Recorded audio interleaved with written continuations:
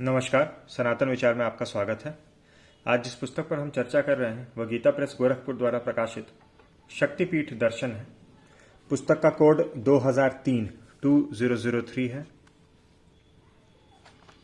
Back cover पे Gita press की निजी दुकानें और स्टेशन स्टॉल्स की जानकारी दी गई है। पुस्तक में कुल 144 पृष्ठ हैं, 144, और मेरे पास जो प्रति है उसका मूल्य 20 रुपये है। अभी संभवतः मूल्य कुछ बढ़ गया होगा। श्री राधेश्याम खेमका जी द्वारा एक पृष्ठ का निवेदन यहाँ दिया गया है, वो मैं पढ़ के आपको सुना दूं। पिछले वर्षों में शक्ति अंक, शक्ति उपासना अंक तथा महाभागवत शक्ति पीठांक गीता प्रेस द्वारा कल्याण के विशेषांक के रूप में प्रकाशित हुए थे, जिनमें शक्तिपीठों के संबंध में विस्तृत वर्णन दिया गया।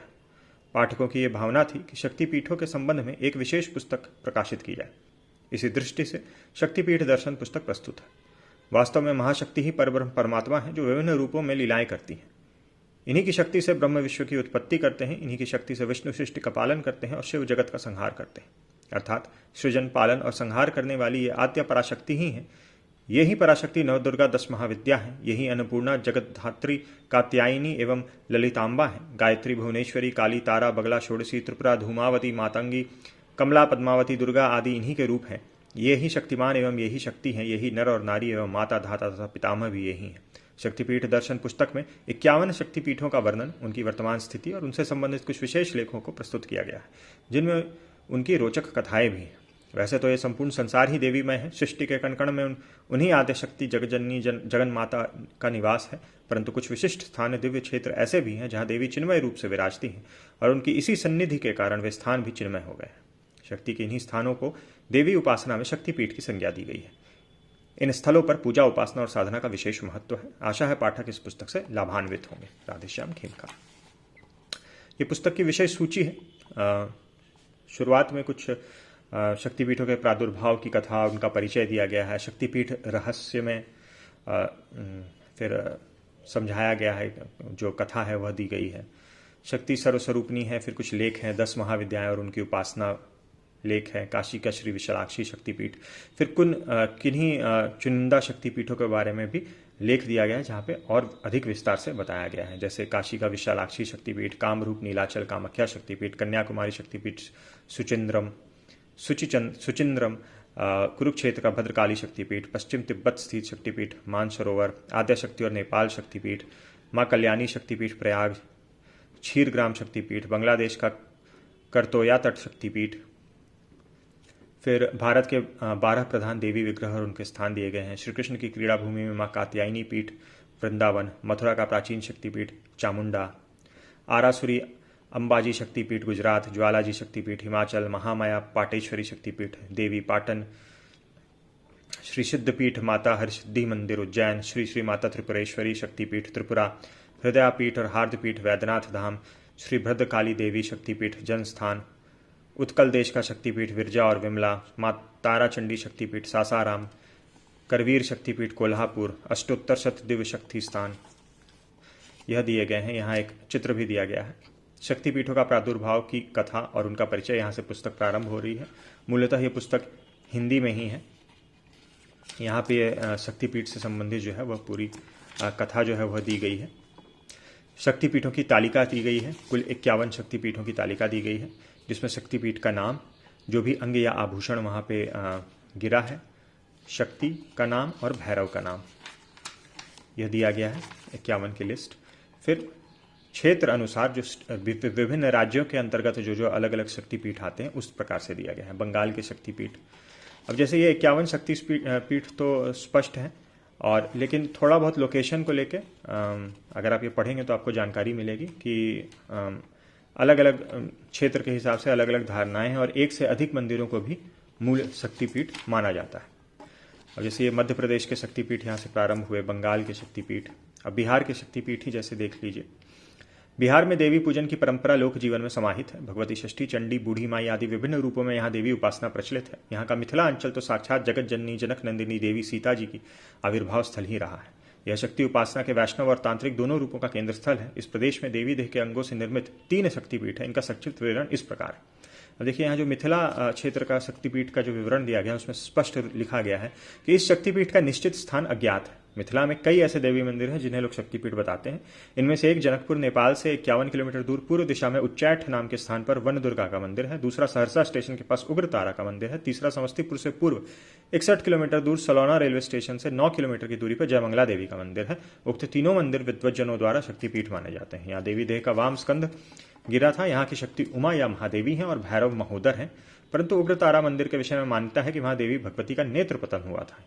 यहाँ एक यंत्र पर तारा, जटा तथा नील सरस्वती की मूर्तियां स्थित है। तो इस प्रकार से थोड़ा बहुत जो है क्षेत्रों के हिसाब से कौन सा अंग गिरा था उसमें भी आपको अंतर मिल जाएगा। और 2-4 मंदिर जो है मतलब ओवरऑल रीजन वही है, लेकिन उसके अंतर्गत हो सकता है 2-3 मंदिर हों जिनको शक्तिपीठ माना जा रहा हो।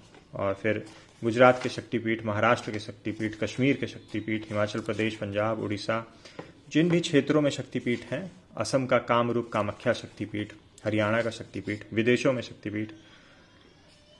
यहाँ नोट में दिया गया है विदेशों के शक्तिपीठ में कि बांग्लादेश के शक्तिपीठों का वर्णन प्रारंभ में दे दिया गया है। तो यहाँ पर फिर नेपाल, पाकिस्तान, श्रीलंका, तिब्बत, पंचसागर।